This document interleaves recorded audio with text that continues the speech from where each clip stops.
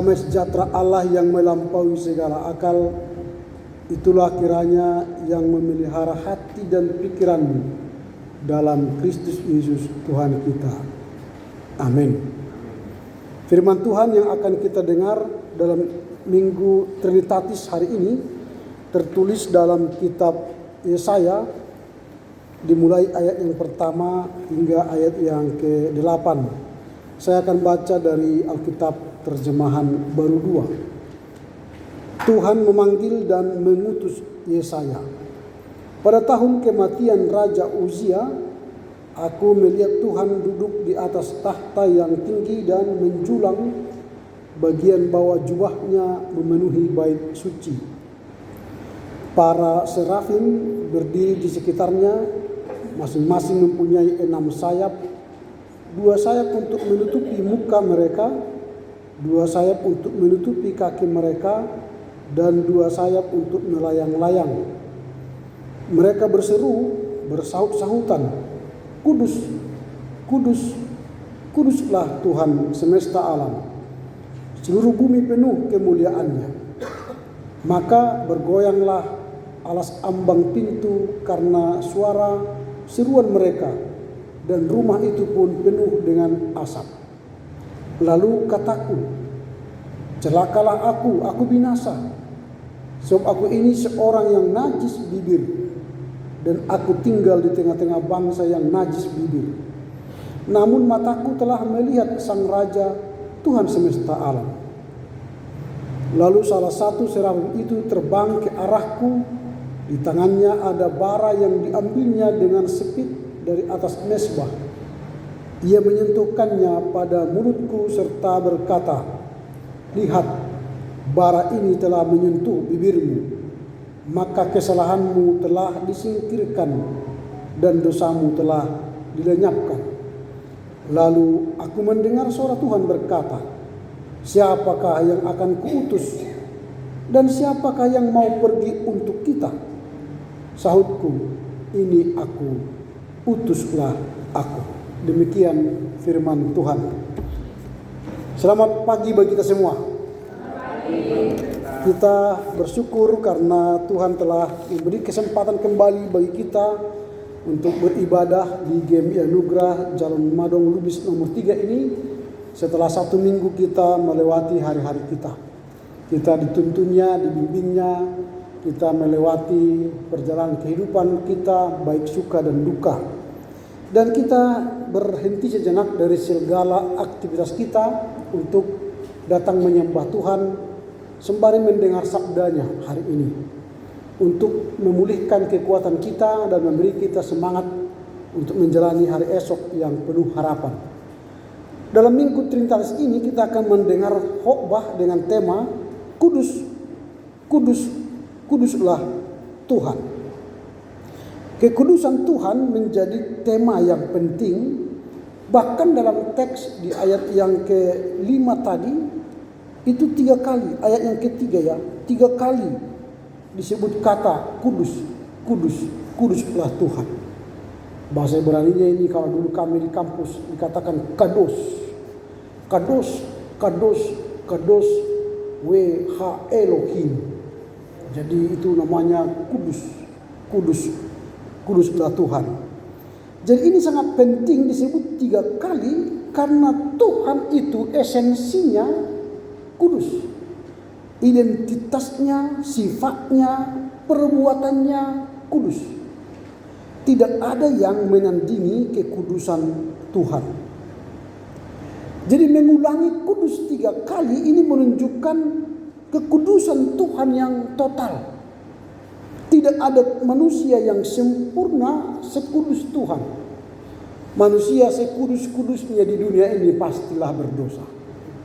Karena kita sudah punya dosa warisan dari Adam. Lalu ketika kita dibaptis, dosa warisan itu hilang. Lalu dosa yang kita kerjakan kembali lagi datang. Setiap saat kita berdosa. Baik pikiran, kata, sikap, tingkah berdosa. Baik melalui kehidupan kita sehari-hari atau melalui pekerjaan kita, ada banyak potensi berdosa.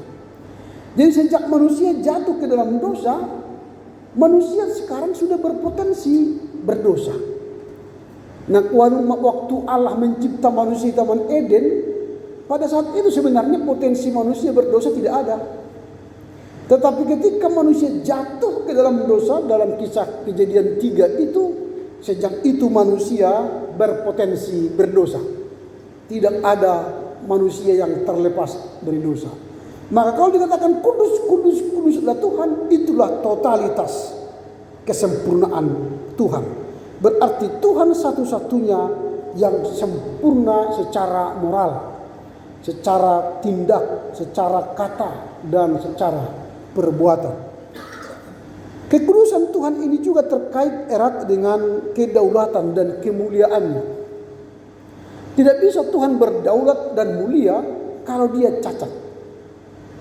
Tidak mungkin Tuhan disebut maha kuasa, maha adil, maha tahu kalau dia cacat. Maka Tuhan adalah sempurna, maka dia daulat dan berkuasa.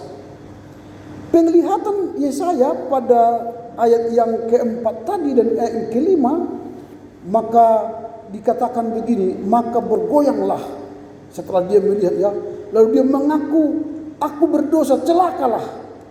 Di ayat yang keempat itu, karena dia melihat Tuhan itu kudus, maka dia mulai sadar diri, lalu dia berkata, celakalah.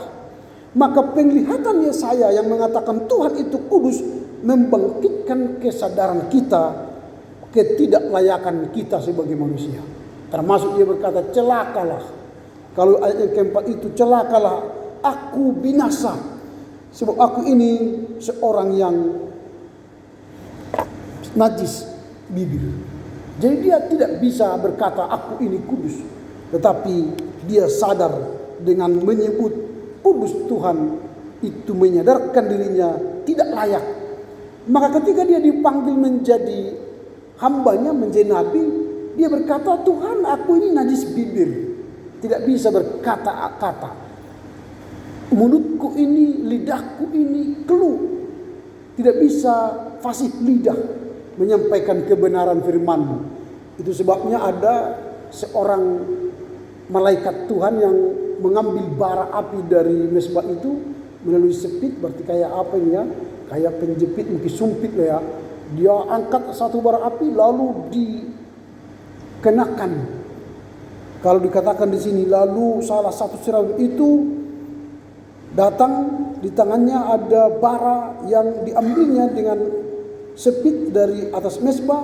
Ia menyentuhkannya pada mulutku serta berkata, lihat, bara api telah menyentuh bibirmu. Maka dikatakan di sini, kesalahanmu telah disingkirkan dan dosamu telah dilenyapkan. Itu berarti sejak itu Yesaya sudah menjadi kudus.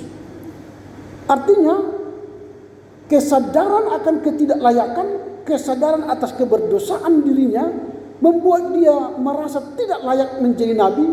Tapi serafim itu mengambil bara api, menyentuhkan ke bibirnya sebagai simbol pertanda bahwa bibirnya telah dibersihkan dan bibirnya telah dimampukan berkata-kata karena dia telah diampuni dosanya.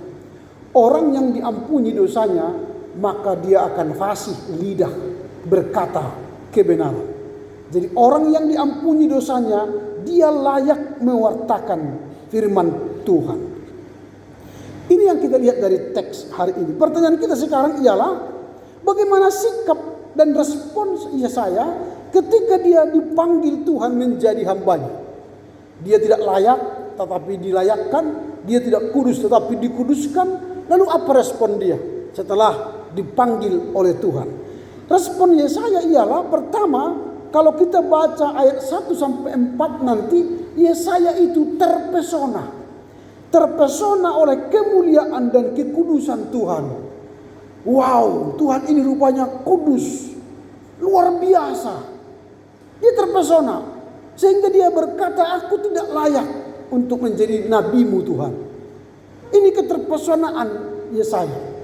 Artinya kalau ada seseorang terpanggil menjadi hamba Tuhan terpesona, berarti dia adalah orang yang sadar diri bahwa dirinya tidak layak melihat kekudusan Allah yang akan dia layani. Melihat Allah yang maha kudus itu, yang besar itu, maha kuasa. Tidak layaklah saya menjadi nabinya, hambanya, untuk mewartakan firman dan kebenarannya. Itu yang pertama, responnya terpesona. Yang kedua, kesadaran akan ketidaklayakan karena berdosa. Itu ayat yang kelima. Dia berdosa. Lalu Yesaya memberi kata, celakalah aku, karena aku ini orang berdosa. Itu berarti respon ketika dipanggil Tuhan ialah sadar diri berdosa. Ayat yang keempat tadi. Ada banyak orang ketika dipanggil menjadi hamba Tuhan tidak lagi menyadari diri berdosa.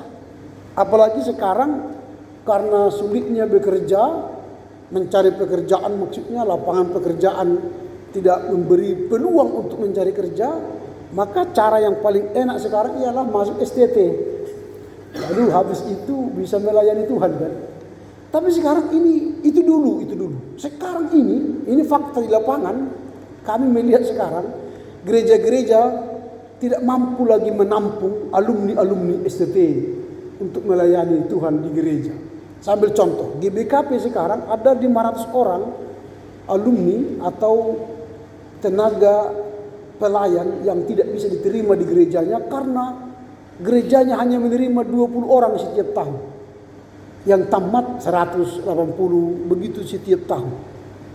Selain GBKP, GKPI, GKPS ada 100-an orang yang menunggu. Dia ujian kalah karena yang diterima hanya 20 orang setiap tahun. Sementara banyak alumni-alumni ini tidak seperti gereja-gereja Injili mencari jiwa atau membuka pelayanan di daerah-daerah yang belum tersentuh Injil. Maunya melayani di gereja yang konvensional. Karena di gereja konvensional ini tanpa kerja pun nanti tanggal 1 gajian. Kalau di gereja lain yang Injili tidak ada tanggal gajiannya. Tanggal gajiannya kalau dia kunjungi jemaat, dia doakan jemaat, Tuhan memberikan berkat melalui jemaat itu, itulah gaji mereka. Maka orang yang seperti itu kan takut akan masa depannya. Sehingga banyak orang yang melayani melalui struktur gereja yang established. Nah, kami kemarin bertemu dengan lembaga misi. Fenomena sekarang ialah banyak alumni STT tetapi tidak mau terpanggil menjadi tenaga misi di ladang misi. Ini sekarang tantangan kita. Ada banyak suku yang tidak punya tenaga misi, tapi karena alumni-alumni sekolah teologi yang tidak terlatih untuk tenaga misi, tidak memilih untuk menjadi bekerja di ladang misi. HKBP sekarang saya kembali menyebut HKBP, tanggal bulan Juli nanti mereka akan memberangkatkan tenaga misionaris 17 orang pendeta ke Afrika. 17 orang ke Afrika. Menurut saya itu keren dan luar biasa. Dan tidak ada gereja-gereja yang menyiapkan diri untuk melayani negara-negara lain. Hanya gerejanya saja yang dilayani. Padahal sekarang Eropa itu gereja sudah sepi. Enggak ada lagi jemaat yang datang ke gereja. Yang datang hanyalah orang jompo yang tinggal menunggu lonceng kematian. Pemuda, keluarga muda, pasutri muda sibuk ya, berpiknik kemana-mana. Bahkan ada kecenderungan sekarang di Eropa mengaku ateis. Mengapa? Kalau dia agama Kristen, otomatis negara potong gajinya 10% untuk diberikan ke kas gereja. Lalu dia mengaku ateis sehingga dia tidak dipotong gajinya 10%, dikumpul setahun bisa dia keliling dunia gaji yang 10% itu. Itulah makanya sekarang Eropa banyak yang ateis. Fenomena itu. Seharusnya gereja kita mau diutus ke sana untuk menginjili mereka. Dulu mereka datang menginjili kita, sekarang kita harus menginjili mereka ke Eropa. Mudah-mudahan nanti GMI Anugerah bisa mendaftarkan diri untuk itu. Itu yang pertama, terpesona. Lalu yang kedua, kesadaran akan ketidaklayakan, keberdosaan. Yang ketiga ialah pengampunan dan penyucian. Respon Yesaya ketika dipanggil, ketika dia berkata, aku ini orang berdosa, celakalah aku, maka Tuhan menyucikan dia. Ini respon Yesaya. Memang tidak ada orang yang suci untuk bisa jadi hamba Tuhan. Semua kita orang berdosa. Tapi ketika kita mau menyerahkan diri menjadi hamba Tuhan, maka Tuhan akan menguduskan kita, mengurapi kita, dan menyucikan kita dari segala keberdosaan kita.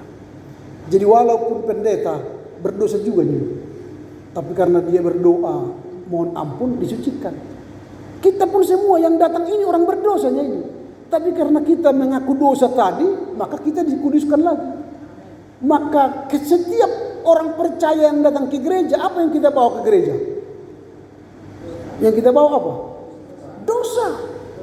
Jadi jangan hanya membawa persembahan lah aku, perpuluhan, persembahan bulanan, bukan. Yang kita bawa ke sini setiap minggu ialah dosa-dosa kita. Maka ketika kita mengaku dosa, akuilah dosa kita. Maka setelah itu Tuhan memberi pengampunan kepada kita, sehingga kita menjadi orang kudus dan layak hidup kudus dan layak menerima berkat Tuhan karena kita sudah dikuduskan.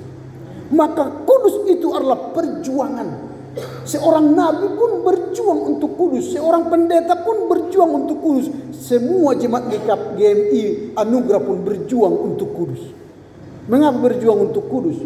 Karena di gereja ini sudah kudus tadi kan, maka kita semua persekutuan orang kudus. Tapi setelah pulang dari pintu gereja ini kadang-kadang sudah berdosa lagi. Langsung datang iblis. Ini orang kudus ini hebat kali ini. Udahlah, pas keluar cek, langsung dibuat pikiran kita berkelahi. Lihat orang langsung bersedih. Lihat orang langsung sakit hati. Diulang-ulang lagi sakit hati. Ya, tidak kudus lagi. Jadi hanya di gereja kudus, pulang dari gereja tidak kudus. Bisa kudus. Datalan. Jangan begitu. Maunya kita pelihara kekudusan itu. Kudus di gereja, kudus di rumah, kudus di kantor, kudus di wirausaha, kudus di mana-mana. Maka hidup kudus adalah perjuangan. Mari berjuang terus hidup kudus. Itu yang ketiga. Yang keempat, respons Yesaya ketika dipanggil ialah dia mau melayani. Ini aku, utuslah aku. Ini sebuah pernyataan. Jadi kalau setiap orang yang telah sadar kemuliaan Tuhan, kekudusan Tuhan, sadar ketidaklayakan, dia minta untuk dikuduskan. Lalu setelah kudus, maka pengakuan spontan ketika ada pertanyaan di ayat 8 itu. Lalu aku mendengar Tuhan berkata, siapa yang akan kuutus dan siapakah yang mau pergi untuk kita? Sahutku, ini aku, utuslah aku. Jadi kita sekarang adalah orang yang dipanggil Tuhan untuk diutus di tengah keluarga, di tengah gereja, di tengah masyarakat. Karena kita sekarang sudah orang kudus kan, sudah mengaku dosa, tadi Tuhan telah menguduskan kita. Maka ketika ada suara berkata siapakah yang akan kuutus dan siapakah yang akan pergi untuk kita, nanti kita sama-sama mengatakan ini aku, utuslah aku. Jadi saya coba ya, siapakah yang akan kuutus dan siapakah yang mau pergi untuk kita? Agak ragu-ragu. Kita harus diutus menjadi ayah yang baik, diutus menjadi ibu yang baik, diutus menjadi anak yang baik, diutus untuk pekerja yang baik, pelayan yang baik, majelis yang baik, dan karyawan yang baik, masyarakat yang baik. Jadi pastikan kita ini adalah telah diutus untuk melayani itu. Jadi saya ulangi, siapakah yang akan kuutus dan siapakah yang mau pergi untuk kita? Wah, masih 80%. Belum bulat ya. Langsung ini aku, utuslah aku. Begitu ya. Siapakah yang akan kuutus dan siapakah yang akan mau pergi untuk kita? Ini aku, utuslah aku. wow ini keren. Jadi nanti pulang ke rumah sudah menjadi Yesaya yang baru kita. Kita Yesaya yang telah kudus, Yesaya yang sadar diri berdosa lalu dikuduskan, sadar atas panggilan Tuhan kepada kita, maka ini aku, utuslah aku. Jadi nanti sampai di rumah perkataannya pun berubah. Halo sayang, bagaimana kabarmu? Nah, itu kan. Sudah makan belum? Belum. Ayo dimakan di mana kita? BPK. Hari Minggu ini kan BPK di Lapo. Nah, itu kan. Tapi kalau hari Senin sudah mulai nggak ada lagi. Makan apa kita? Masak di situ. Hari Selasa makin tinggi. Hari Kamis makin tinggi lagi. Tidak apa-apa, nanti hari Minggu datang lagi ke sini. Bertobat lagi. Kan itu. Itulah hidup. Dinamika begitulah, setiap minggu datang lagi ke sini. Dicas lagi. Ulangi lagi, turun tensi. Hari Minggu makan di mana kita? Makan BPK. Kan gitu. Itu balik-balik. Senin naik lagi. Rabu naik lagi. Minggu datang lagi. Enggak apa-apa. Itulah hidup. Berdinamika. Tapi jangan lewat batas. Itu saja. Boleh saja manusiawi kita tinggal di bumi yang penuh dengan tantangan. Tapi jangan lewat batas. Atau kelewatan. Kalau pas di titiknya ketemu. Tapi kalau kelewatan mundur lagi nanti. Atau putar balik lagi. Jadi kita harus pas di titiknya. Nah, apa yang hendak kita renungkan dalam Minggu Trinitatis hari ini? Ketika kuduslah Tuhan. Apa yang mau kita bawa pulang untuk kita lakukan dalam kehidupan sehari-hari. Yang pertama, kesadaran akan keagungan dan kekudusan Allah. Sadarlah kita bahwa di setiap kehidupan kita Allah itu Maha Kudus, agung dan mulia. Sehingga kita sadar kita ini adalah orang yang penuh dosa. Dan terus di hadapan Allah kita sadar keterbatasan diri kita. Maka minta tolong, minta ampun kepada Tuhan. Supaya kita dikuduskan, dilayakkan dari segala kelemahan kita. Itu yang pertama. Yang kedua, pengakuan dosa dan pertobatan. Kalau Luther mengatakan begini, pertobatan itu tidak perlu dicatat. Tanggal berapa, bulan berapa, detik, menit berapa. Tetapi ingatlah terus bertobat. 1 Petrus 1 ayat 9 kan. Ketika kita mengaku dosa kita, maka Dia yang setia mengampuni dosa-dosa kita dan menjadikan kita hidup kudus. Jadi itu yang penting menurut Luther. Jadi bukan mencatat kita telah bertobat, tapi melakukan pertobatan setiap saat. Ada banyak gereja yang mengatakan, haleluya, puji Tuhan, saya telah bertobat tanggal 26 Mei 2024. Terpujilah Tuhan. Besoknya langsung lagi melakukan kejahatan. Besoknya langsung melakukan gosip dan sebagainya. Tidak perlu dicatat. Tapi sadar kita berdosa, langsung setiap doa malam, Tuhan ampunilah kami yang telah melakukan dosa-dosa di hadapan-Mu, sehingga kami layak hidup kudus di hadapan-Mu. Pengakuan itu setiap hari. Sadar dosa, aku dosa, kita akan diampuni. Itu yang kedua.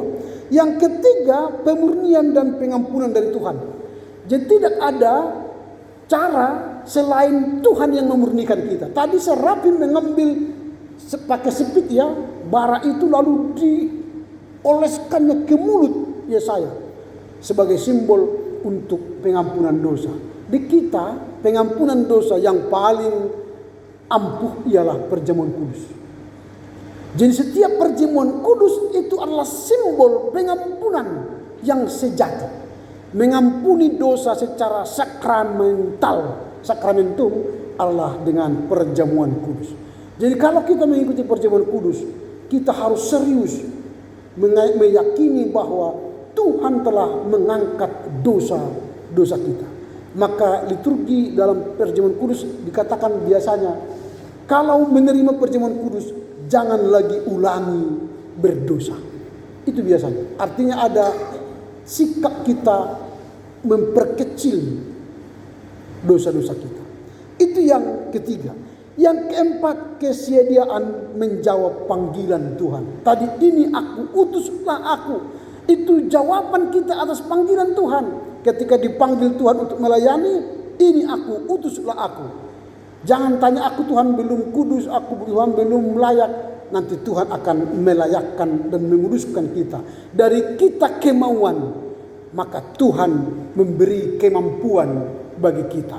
Yang terakhir akan terjadi transformasi pribadi. Orang yang menjawab panggilan Tuhan akan mengubah dirinya setiap saat. Akan mengubah pola pikirnya setiap saat. Dia tidak akan statis, tapi dinamis. Karena panggilan itu harus dijawab. Panggilan itu akan mengubah cara berpikir kita. Mengubah cara tindak kita.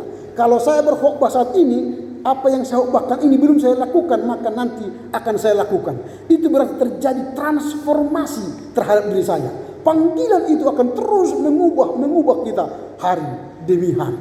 Itu yang terakhir. Sehingga ketika kita mengatakan ini aku, utuslah aku, maka yakinilah akan ada transformasi dalam kehidupan kita hari lepas sehari. Kiranya Tuhan menolong kita mengerti, memahami firman-Nya hari ini, sehingga kita mampu melakukannya, bahkan mengakui Tuhan itu kudus, kudus, kuduslah Tuhan. Amin. Kita berdoa. Terima kasih Bapa, karena firman-Mu yang telah mengajar kami bahwa Engkau adalah yang kudus, kudus dan kudus. Itulah sejatinya karakter Tuhan. Dengan kekudusan itu, maka kami sama seperti Yesaya, sadar diri manusia yang tidak layak di hadapan-Mu, dan kami butuh pengampunan, bahkan pemurnian kami dari dosa-dosa kami. Karena dengan kesucian yang Engkau berikan kepada kami, kami layak untuk melayani Tuhan dan menjawab panggilan-Mu dengan berkata, ini aku, utuslah aku.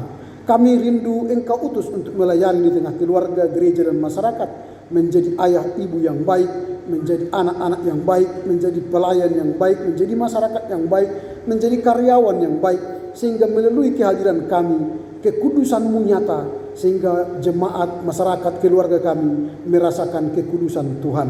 Terus mampukan kami Tuhan untuk selalu mentransformasi diri dari hari ke hari. Ketika kekudusan-Mu terjadi dalam diri kami, maka kami akan mengubah cara sikap tingkah laku kami dan tindakan kami di depan Tuhan dan di hadapan jemaat dan masyarakat. Terpujilah Engkau Bapa, mampukan kami mengerti, memahami serta melakukan firman-Mu kini sepanjang masa. Amin.